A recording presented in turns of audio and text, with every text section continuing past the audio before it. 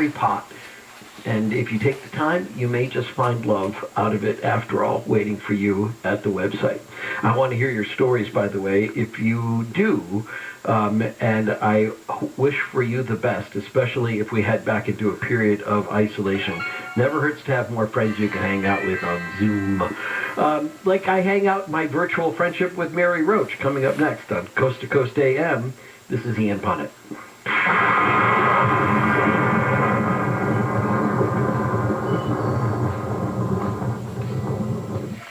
There are a lot of exciting things happening this fall, and I want to focus on what's important and think less about what's for dinner or when I can stop at the store. Luckily, HelloFresh delivers everything I need, like a choice of 50 menu and market options every week. And it doesn't hurt that it's 30% cheaper than grocery shopping, and I'm always impressed by the fresh produce. HelloFresh has a ton of quick and easy recipes, which are everything on busy weeknights. Pre-portioned and measured ingredients save time too, and dinner is just the beginning. I add grab-and-go breakfasts, afternoon treats, and extras to my order, so every snack emergency is taken care of ASAP. And with HelloFresh on the menu, you can savor every second and every bite. Go to HelloFresh.com/George14 and use code George14 for up to 14 free meals and free shipping. That's code George14 for 14 free meals at HelloFresh.com/George14. If you think vaccines alone will protect you from COVID-19, think again. More breakthrough cases of COVID variants show that vaccinated people are still vulnerable to the deadly disease. To be safe, monitor regularly for fever, as it's the leading sign of COVID-19. Use Exogen, the only thermometer scientifically proven to detect fever. And beware of non-contact devices that miss 5 out of 6 fevers. Remember, vaccines are not enough, so protect yourself and your family with the Exogen Temporal Scanner. Learn more at Exogen.com. Have you wanted to speak a new language but thought it'd be too difficult or take too much time? Then try Babbel. In just 15 minutes a day, Babbel teaches you conversations that you will actually use. With 14 languages and lesson topics like travel, business, relationships, and more, you'll learn what matters most to you. Babbel. Language for life. Learn a new language with ease. Go to Babbel.com to try for free. That's BABBEL.com.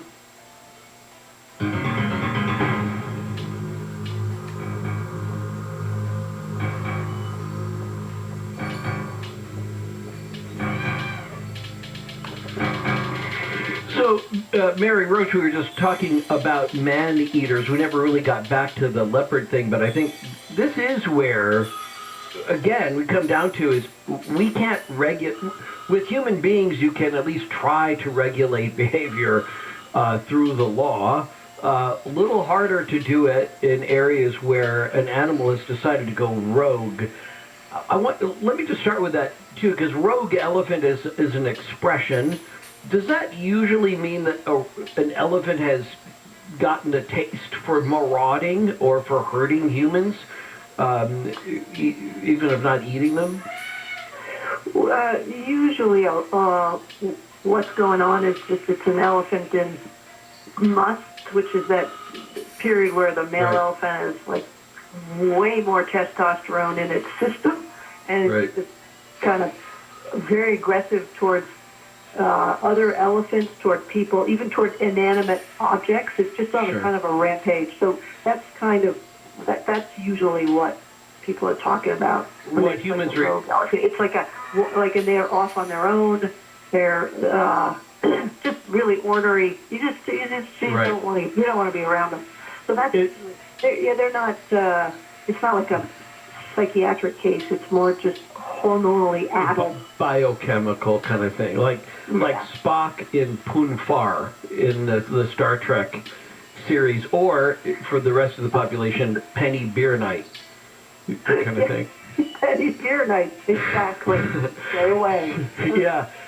So, all right, but that's not the same for leopards, right? And there are examples of big cats and very likely wolves who've gotten a taste for human flesh, and that becomes their sole focus. Well, with the leopards, it's interesting because it's just this region up in like the middle Himalaya. It's the leopards further cows that hang out, in the tea estates, they kind of like hang out in the shade of the tea plants, and so, sometimes people surprise them, and the cat jumps up, and there's a little scuffle, but the cat runs off. So the fatalities are rare. It's just kind of the two surprised each other and got into a bit of a tangle, but, nobody was killed. But up in this region of the Himalaya, where I was with this researcher, that's not the case. These are cats that are intentionally stalking and killing people as prey to eat, and that's a scary thing. And this is something that has been going on for some time. There's one theory that dates back from the flu pandemic, when there were a lot of people dying really fast, and Jim Corbett, the hunter who killed one of these legendary man-eaters, his theory was that during that period of time, so many people were dying so quickly that they couldn't do the traditional funerary rite where they take the body down to the Ganges. It's the long way downhill to the Ganges. Right. And they, rather than take the body down and, do the cremation there, they would do this kind of shortcut where they just put a burning coal in the mouth and kind of push the body down the hillside toward the Ganges. So there were a lot of decomposing bodies around, and leopards will scavenge, and so his theory was that they developed a taste for human flesh at that time, which may be. The researcher that I was traveling with, he said what's going on, because they still, fast forward 100 years, they're still doing this. What's going on lately, there's been a lot of people leaving the villages, like men going to the cities to find work rather than farming these terraced crops. When you grow crops in the mountains, it's a lot of work. So they've been kind of giving up on farming. So the livestock is left untended. There's not as many men or family members to tend the livestock. So the leopards, it's easy pickings. They're calves or goats tied to a stake, and so they start coming closer to the people's homes. Also, a lot of the brush has grown in. Like you can just see that the terraces are all kind of dissolving, and there's just a lot more places for leopards to hide, which they need when they hunt. They hide until they get close, and then they, burst of running and they pounce. So that tends to be almost everybody who's been killed. It's that they're near brush. They're near in an area where the leopards can hide. So they're, the rewilding, they call it, of the terrain, and also just not as many people tending the livestock. It's right. Just more opportunities for the leopards, and fewer and less of their natural prey. So it's a combination of things going on. But anyway, the theory, there is one theory that they did develop a taste for flesh. But, it's pretty much, if you're a leopard, you're like, is it me? I'll take it. But then we sort of contradict ourselves there, because we know that, the bears are all about Haagen-Dazs. And so why would we not think that other creatures could just go, who wants to eat a crow? You got all the feathers, you got to spit out the bones, you got all that. When you can have a human, which are very, very tasty. That's true. You know what? Speaking of that, one thing that was interesting. When animals kill humans, they tend to go for the exposed flesh. And I asked why. You don't see wounds underneath where the shorts were and the T-shirt was. And I said, well, why is that? And he said, because either they can't really tell that they don't know that there's flesh under there, or they don't like the feeling of the clothes in their mouth. I thought that was interesting. Yeah, really. If you look at where the injuries are, and there's various things going on, but they tend to not be biting into the Well, when was the last time you ate a cheeseburger by biting into the wrapper? Exactly. You don't want the wrapper. Yeah. You don't want. So well, it does make a certain amount of sense that they might have a favorite kind of meat. But man, it had to go out. We drove into that region, and like the researcher, because he goes there every year. He's been going for like 10 years. So we'd be driving along this road, these little towns, not much there. He'd be like, that bus shelter there, an old man was sitting, waiting for a bus. He was taken. This field here, an audacious attack, 10 people. A leopard comes in the middle of the day, attacks a girl. So I'm like, blah. Right. But and those stories end up being true, not just legends. No, yeah, that's true because wow. He's a man of science. Now, he has been. That's been his focus. Coming there year after year, trying to, he does these, they're called leopard awareness camps, and it's really just trying to educate people. Look, leopard awareness camp. Yeah, I like that a lot. There's a leopard over there. That's a good day at camp. Yeah, exactly. Anyway, yeah.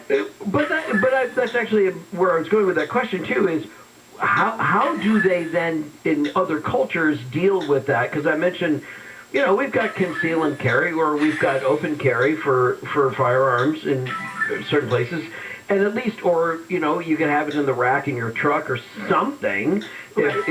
But what do they have if there's a rogue leopard? What do they have to fight against that other than leopard awareness camp? They have leopard awareness camps. They have people telling you, look, at dusk, don't let your kids walk in the road. Unfortunately, there's not school buses, so the kids are walking that's interesting. Miles back from school to their home. So he's saying, have them walk in a big group, or go there and meet them and walk back with them. Don't let them walk alone. Don't throw your dead livestock in the road for the vultures, which is something that they do, because that attracts leopards. So he's just trying to give them lots of tips to not get eaten, basically. But when they do it, when a leopard does start causing problems in a village, some of these are just like 10 houses or so. Right. They have a kind of a 3 strikes rule, where they're also looking at, was it a predatory attack or was it a defensive attack? Like, did you just startle this animal and it freaked out and you had a little tussle and it ran away? But they actually, it's kind of like murder versus manslaughter. They'll try to differentiate between intentional murder, like preying and killing and eating, versus like, you scared me and I'm freaked out. Right. So they do that, and they give it 3. The rule is supposed to be 3 times, but the villagers, as you can imagine, because these are their children that are getting attacked, so they take matters in their own hands. They will trap it and burn it. They had just done that when I showed up. Like the villager said, we put meat in a trap, and the people were so angry, they didn't wait for the authorities. They burned the leopard in the cage. You're right, they don't have guns. Wow. Yeah. But they do have fire. And they're angry and they're scared, so they tend to take matters in their own hands. And that's what happens, even in the U.S. If you say, if you tell some rancher or a backyard farm, somebody who's got just goats and llamas, if you tell them, we won't do anything about it, then people tend to take it into their own hands. So in the Jungle Book, sorry. In the Jungle Book series, Shere Khan, the tiger, was terrified of fire. Oh, yeah, that's right. Yeah. And the whole thing about that, how contrived as that may have been, the idea of that's what separated the villagers in these little hamlets in India from all of the predators around in the woods was fire. And that was the evolutionary step up. If only they could get fire. At least that's according to King Louis, right? And wants fire. And I think that's very interesting. That may be the line that their last line of defense against wildlife is just fire, which is so primal. If you think about it. It is, yeah. And that's something and elephants are very afraid of fire. There used to be, how you say military has an infantry. They had what in India they would use historically. I'm talking not now. They had an elephantry, so they had they had people riding into battle on elephants. Right. But the thing about it, and that is pretty intimidating to see elephants coming at you. But the thing is, as soon as loud noises and fire would freak them, so and as soon as people figured that out, they just sort of, light a torch, and then the elephant would turn around and like trample and kill its own. 50 people in retreat. Yeah. they turn the weapon on. They turn the weapon on the attacker. That's so interesting, and I'm curious though about, because we keep talking about these outlying villages. What about don't they have wildlife attacks?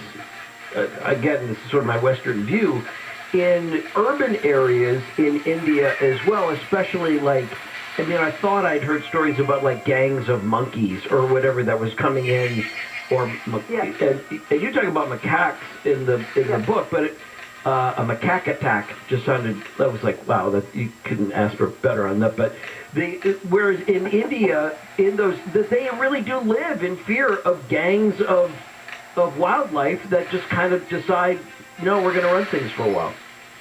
Yeah, the macaques, and the macaque is it's a rhesus monkey, it's a rhesus macaque. It's not a huge animal, but they travel in packs or troops, and they've gotten to be pretty aggressive. If you've got something that they want, usually food, they get aggressive. They will slap you. They will jump up and turn your pockets inside out, and steal a cell phone, and then ransom it for food. Like people Come know. on. Yeah, no, it's true. The monkey will grab a cell phone or your sunglasses. I knew this girl whose asthma inhaler got swiped, and then the monkey stands not very far away, and people know if you come up with a piece of fruit or something sweet, the monkey will drop what it's stolen from you and take the fruit. So it's like a ransom exchange. They kind of exploit you. Yeah, and they work. They work. And I got mugged by a macaque when I was in India, and they were pretty slick. I was kind of asking for it. I had a bag of bananas. Right. That would not be very smart. Did you do that on purpose? Because I didn't get to that chapter. It's a little later in the book. Did you walk around with like a banana headdress, like you're Carmen Miranda, just to attract macaques? Well, I wasn't wearing them on my head, but I had them in a bag, a plastic bag. I was definitely asking for it. And I, kind of like a tourist with a wallet sticking out of their back pocket. Really? So, and I'm walking up this trail, and I knew that there were macaques up there on the hill. I was going up towards this fort in this city called Kurūgā.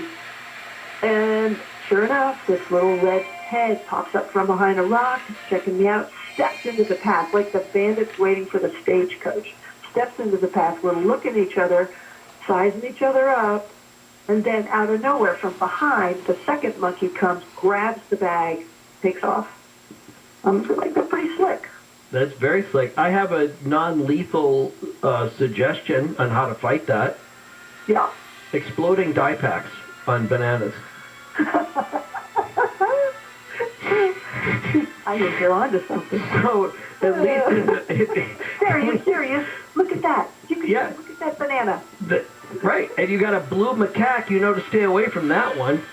Yeah, look at his little hands. They're all blue. Yep. They're all, his face has that, just explode with blue dye. Those are the ones to avoid. Those are definitely, stay away from those. Yeah, that's a very organic solution, I think, just to curb that. So, yeah. So, but they do, there was this weird string of deaths of people falling from balconies and dying because the macaques, first they jump on the roof and then they jump suddenly, like 3 or 4 at a time, jump onto the balcony if somebody's standing there with the door to the balcony open because they want to get into the house and go to the refrigerator, go to the kitchen. So people are startled or they're trying to fight back, but whatever it is, right. They lose their footing and they fall. The deputy mayor of New Delhi was killed in a macaque balcony incident. And there was a while I was there. Well, hang on. We'll pick it up right there because that's exactly where we need to go with more of where nature needs more cops. in this case, When Nature Breaks the Law. Fuzz, the new book from Mary Roach, next on Coast to Coast AM. This is Ian Punnett.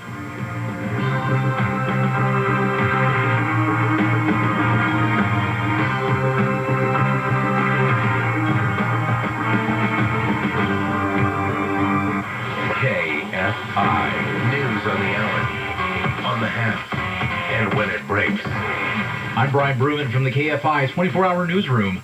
A woman who drove off the 4th floor of a parking garage in the city of Orange has died. Police say the woman accidentally drove through a cement wall Friday. The car landed upside down, but people who were there were able to flip it over to get the woman out. Texas Governor Greg Abbott has signed a $2 billion bill to boost border security in his state. Abbott said Texas is stepping up to do what the federal government is supposed to do. The bill will fund state troopers and National Guard members to police the border and possibly build a fence. Over 10,000 migrants are camped out under a bridge in Del Rio, Texas, waiting to be processed by the Border Patrol. The Biden administration is apparently getting close to putting out a plan to send those migrants, who are mostly from Haiti, back to their homeland. SoCal weather from KFI. Highs will be in the mid-60s to low 70s at the beaches, mid-70s to low 80s in Metro LA and OC, upper 70s to mid-80s in the inland valleys, and low to upper 80s in the Inland Empire. We lead local from the KFI 24-hour newsroom. I'm Brian Bruman. Caltrans is working on the 605 freeway northbound side as you're coming up on Beverly. They've got a couple of right lanes blocked off until later this morning, so do be work zone alert. Watch for delays starting at Whittier Boulevard. In Gardena on the 110 freeway northbound side, just before you get to Redondo Beach Boulevard, they just moved a stalled car out of lanes.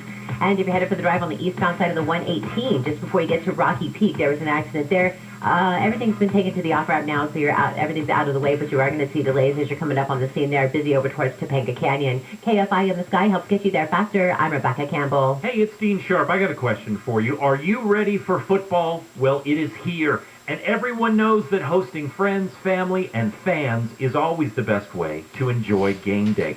So get your home ready by refreshing the kitchen, that bathroom that everyone will be using, staining the deck, or painting the fan cave with Benjamin Moore paint. With football and painting season in full swing, now is the perfect time for a fresh coat. So whether you're changing things up by calling a new color audible or just following the playbook, you're going to find all the right products, the perfect colors, and plenty of advice at your local Southern California Benjamin Moore retailer. Let Benjamin Moore beautify your home for this season and all the seasons to come. Support your team and your local independently owned and operated Benjamin Moore retailer. Find the one nearest you at benjaminmoore.com. That's benjaminmoore.com. Benjamin Moore. See the love. If you own a business and manage to keep 5 or more people on payroll, a new government program will pay you up to $33,000 per employee. $33,000. This isn't a loan, it's a grant, it's free money. The challenge? Getting your hands on it. Hi, I'm Howard Mackler. That's exactly why I founded InnovationRefunds.com to cut through the red tape and get you the money. At InnovationRefunds.com, our tax attorneys and CPAs are experts at helping businesses like yours to get their share of these government funds. InnovationRefunds.com does all the legwork and doesn't charge you a penny until you receive the money. Our team has helped over 6,000 businesses to get some $450 million, and InnovationRefunds.com can get your business up to $33,000 per employee. Just go to InnovationRefunds.com, click on Qualify Me, answer a few questions. No risk, high rewards. InnovationRefunds.com. Someone uses your toilet and it overflows. Can you imagine how embarrassing that is for your guests and for you? Hello, I'm John Okoyan, owner of Rooter Hero Plumbing. You're hosting a party, the water is on the floor, and your guests have to tell you that the toilet is backed up. And worst of all, you have to tell your guests that they can't use the bathroom. I shudder when I tell this story because it happened to me. Can you imagine? I own Rooter Hero Plumbing and my toilet overflowed. Talk about being humbled. Well, the truth is, it could happen to anyone. And the solution is to call 866-DRAIN-77. That's what I did, and our plumber was here within the hour. Not because I'm the owner, but that's just what we do. I'm so confident that you'll be satisfied with our services that I put my cell phone number on every business card. 866-DRAIN-77. That's 866-DRAIN-77. Everybody needs a hero. Yeah, 102-8886. We've all heard that you've got the right to remain silent, but have you ever really thought about what that means? It's the police literally telling you to shut up. I'm attorney Darren Kavanoki from 1-800-NO-CUFFS. If you're in custody and everything you say can and definitely will be used against you, remain silent and just shut up. Just make your one phone call to 1-800-NO-CUFFS, the leader in criminal defense. 1-800-NO-CUFFS, because no one looks good in handcuffs, unless you're into that sort of thing. 1-800-NO-CUFFS. KFI, AM 640, more stimulating talk. This is Coast to Coast AM with Ian Punnett. The macaques sang protest songs for their treatments.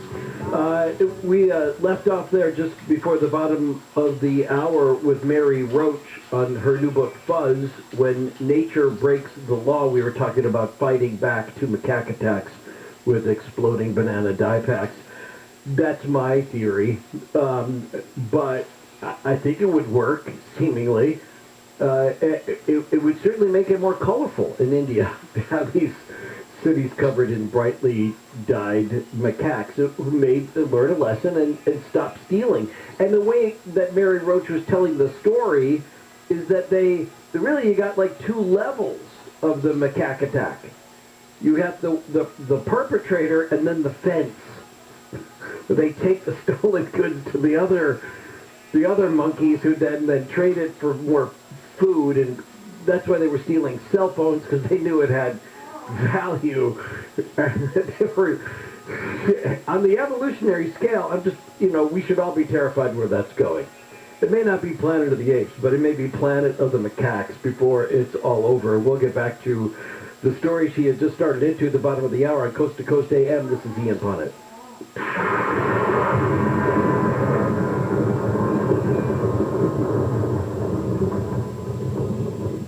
Hey, it's George Norrie, and chances are you're probably in your car right now, which means at some point you're going to have to fill up that gas tank, so why not get cash back when you do? The free Get Upside app does just that. It gives you cash back on every gallon you buy, and right now, if you use promo code George, you'll receive an extra 25 cents per gallon cash back on your first fill-up, and that can be $5 or more back in your wallet. The Get Upside app is easy to use. Just claim the cashback offer at the gas station you want, pay with your card, check in, and boom, you're earning extra cash back for buying gas. So do yourself a favor. Download the Get Upside app now and use my promo code George to earn an extra 25 cents per gallon cash back on your first fill-up. Start earning cash back every time you fill up with Get Upside. And remember, promo code George. That's Get Upside, promo code George. Get Upside, promo code George. Coast to Coast listeners, if you're in tax debt over your head, you don't want to miss this email address you're about to hear. Email your name and number to help@defensetax.com. Email help@defensetax.com, and Defense Tax Partners will work to free you of the burden of overwhelming tax debt. Whether you're an independent contractor or hard-earning, tax-paying American, we've freed thousands of hard-working Americans from the unending suffocation of tax debt. Your freedom is one email away. For a free consultation, email us at help@defensetax.com. If you think vaccines alone will protect you from COVID-19, think again. More breakthrough cases of COVID variants show that vaccinated people are still vulnerable to the deadly disease. To be safe, monitor regularly for fever, as it's the leading sign of COVID-19. Use Exogen, the only thermometer scientifically proven to detect fever. And beware of non-contact devices that miss 5 out of 6 fevers. Remember, vaccines are not enough, so protect yourself and your family with the Exogen Temporal Scanner. Learn more at Exogen.com.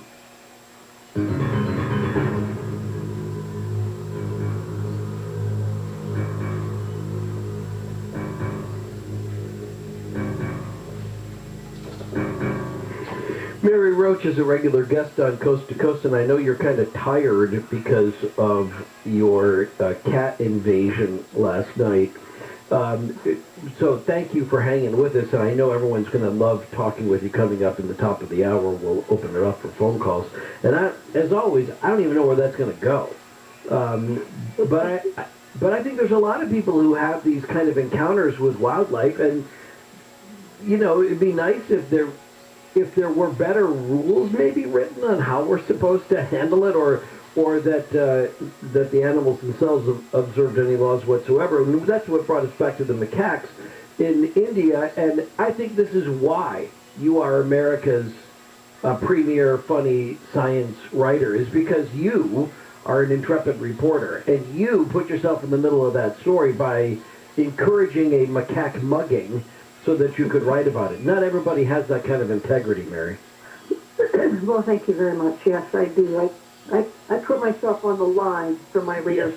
You know, I wanted to mention what some of the creative approaches to dealing with macaque crime. The macaques are very afraid of langurs, which is a bigger, burlier monkey. So what happened in Delhi is these people got this idea. They captured langurs and they have them on leashes, and they would go around scaring the macaques. But at a certain point, that was made illegal because it was cruel to the langurs. So then they hired people to impersonate the langurs by making the calls. So you had men, not in suits. I was disappointed. I thought they'd be wearing monkey suits, but they're not. They walked around and they would make the calls of the langurs in order to scare away the macaques from expensive houses. Because the macaques, they like to go where there's landscaping and trees. So it's all, the Prime Minister has a problem with macaques getting in his swimming pool, I've heard. Anyway, but they also, when they couldn't use the langurs, the other thing is if somebody got langur urine, or had his langurs go and spritz urine. And there was a quote in the New York Times. This man who was had a team of langurs. He said, "I have 65 langurs urinating on prominent homes because the smell would, keep the macaques away." That was an approach, one of the approaches. Of course, none of this is terribly effective. They come and go as they please, the macaques. And here's the other problem. The other problem is that because in Hinduism, the monkey is a god, Hanuman, the monkey god. So people are very, very reluctant to cause any harm. It's very hard to hire a monkey catcher in New Delhi. The city government tries to hire monkey catchers to get them, and then they, transport them to this an old mine that's been turned into a sanctuary down in the southern part of the city, but no one will take that job. There's a stigma attached to it. People want the problem to go away, but they don't want the monkeys to be harmed. They don't want them to be manhandled. They don't want them to be trapped. They don't even want them to be sterilized. They sterilize tens of thousands of monkeys in some states, macaques in some states in India to try to just lower the population. And even that, people are like, I don't think you should do that. You shouldn't mess with the monkeys. I'd rather get into the monkey urine collection business. That's the person making all the money. Yeah. Oh, he said, you can make $1 million just to identify that job that nobody else is willing to do and then exceed in that field, and you can make $1 million. I don't know that I could do that all day. You could. I'm not sure how. I guess if you trained the langurs to use a urinal or a toilet, it might be fairly simple. Yeah. But that's a challenge right there too. Yeah, I could hear the marketing campaign. I could hear "You're in the money," or I could hear what you would do, but I just can't imagine doing it myself. That's the part. But now this is actually somebody has a question I wondered too about the elephants and the leopards. Is to what degree is it baked into the Hindi psyche that you just don't want to do that much to ever disturb an animal, and so they're willing to, in some respects, they're willing to live with the awfulness of all of this because that's part of what they feel like the cycle of life is all about, which I respect. I'm not talking it down, but gosh, it's such a recipe for explosion, which is what they've got going on. Yeah, with the elephants, because of Ganesh, the elephant god, I interviewed this woman who she had a little shop where she sells grain and seeds and things, for farmers, and twice elephants had come and just basically bashed in the wall. I mean, it wasn't a very sturdy dwelling, but she lost, she trashed the place. I mean, I saw the aftermath, and it was a mess. And I said, do you get angry? Do you wish somebody would kill this animal? She said, why would you kill a god? We say, namaste, and please go away. They're not angry. They're angry at the government. Or in this case, and here's the other thing, in India, they have a program where if a family member is killed by, say, an elephant, they're given a lump sum of money. They're compensated by the government. Instead of the government coming in and killing the animal, the government gives the family a payment. And if it happens on a private estate, like the tea estate this woman worked on, the company is supposed to compensate the person. However, in this case, she had not yet been compensated. So their anger is more, like in this case, she was angry at the company, the tea company, for not compensating her. Or people are mad at the politicians because they're not solving the problem. But they're not usually angry at the animal. There's so many animals in Hinduism. The gods are either they appear as an animal, or the spouse is an animal, or they're riding around on an animal. So they have this lovely relationship with animals and nature from an early age. And I'd be good on all of that until my God peed on me. Then that's where I draw the line. I mean, if that's what's happening. But all right, now you mentioned to me earlier about them putting out the carcass of animals that have died and putting them on the road so that the vultures could come in and eat them, and that creates a problem because then that trains leopards to come for the flesh, and then that comes inevitably back to eating human flesh in some respects. So, but I was kind of curious about that. So tell me more about that. So why put it on the road? Why put vultures don't need a road? They don't. The vultures are vultures, right? They'll go wherever they see. I'm glad you brought this up because there was a debate in the 1800s about how is it that vultures are able to locate carrion, dead bodies, from so far away. Are they doing it by smell or are they doing it by sight? And it was this, I think Audubon was one of them. There was two of these naturalists and they were arguing back and forth. And here's an experiment they did. They took, because this is the 1800s, they didn't have, they couldn't do a big